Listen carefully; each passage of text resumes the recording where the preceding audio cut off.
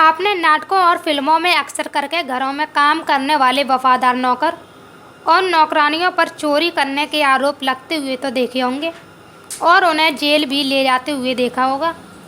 लेकिन मैनपुरी के जज कॉलोनी में ऐसा ही वाकया हकीकत में देखने को मिला, जहां जज कॉलोनी निवासी रमेश चंद्र के घर में कई महीनों से झाड़ू पोंछे करने वाली एक नौकरानी ने घर में रखी अलमारी से धीरे धीरे काफ़ी रुपया और लाखों के जेवर चोरी कर लिए। घटना का खुलासा उस समय हुआ जब वह झाड़ू पोंछा करते करते अलमारी के पास पहुंची और अलमारी के कवर खोलकर उसे चोरी करने लगी। तभी रमेश चंद्र की पुत्रवधू ने लगे हाथ पकड़ लिया, जिसकी शिकायत पुलिस को दी गई।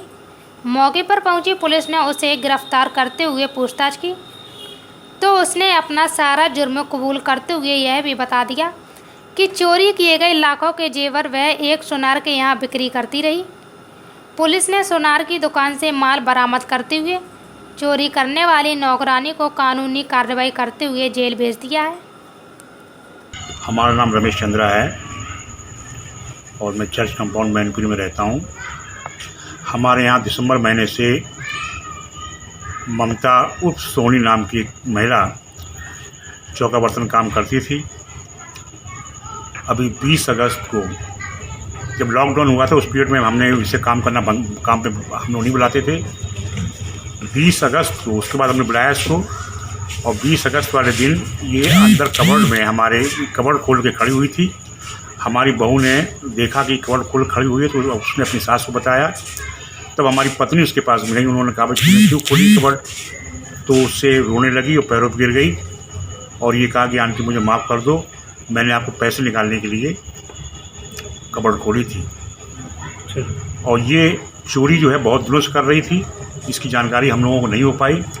इसके जाने के बाद जब हमारी पत्नी ने कबर्ड का लॉकर खोला तो उसमें जो डिब्बा देख रही सब डिब्बा खाली थे। तब हमको जानकारी हुई। हम उस समय कॉलेज में थे, कॉलेज से हमें फ़ोन कर बुलाया। हम अपनी पत्नी के साथ लेकर घर गए। इसने पूरा कबूलनामा कबूल किया है कि हमने तो आपके सब सामान लिया है, इसकी रिकॉर्डिंग मेरे पास में है। अच्छा, ये माल जो पकड़ा गया मैनपुरी में किस दुकान से पकड़ा गया है, कहाँ पे पकड़ा गया है? ये ममता उर्फ सोनी ने ये कृष्णा ज्वेलर्स यहाँ गई थी हमको लेके, हमारे साथ में पुलिस भी थी, कन्हैया। और वहाँ जाके उसने बताया कि मतलब हमने सोना यहाँ पे दिया है। तो यहाँ के उसने कितने का बेचा था, क्या था? हमको ये बताया कि हमने 60,000 के बेचा है। मतलब 60,000 बेचा क्या, हमने 60,000 में दिया है। वो कह रहे थे हमने 3-4 हज़ार इसको दिए हैं, 60,000 हमने नहीं दिए।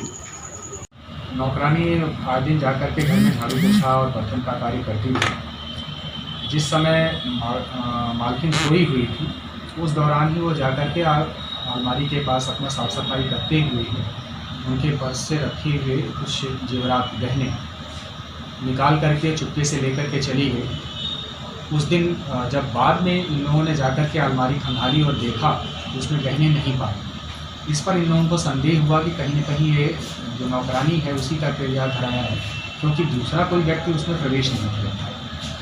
कुछ दिनों तक ये लोगों ने अपना उससे पूछने जानने की कोशिश की कि हो सकता है उसने लिया, उसने साफ इनकार कर दिया।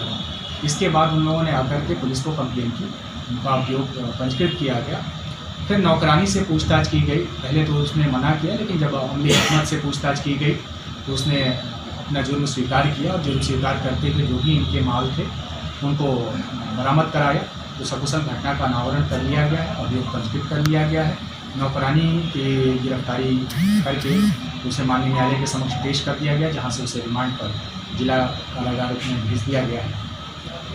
विवेचना प्रचलित है, गतिशील लगभग कितने लाख का जो पकड़ा गया है? अब अनुमानित लागत इसमें हो सकती है, अलग अलग इसमें अनुमान हो सकते हैं, क्योंकि उसमें सर्राफाओं से दिखा करके पूरा अनुमान इसका लगाया जाएगा। लेकिन मोस्ट प्रोबेबली कि वो 3-4 लाख के आसपास के रहने में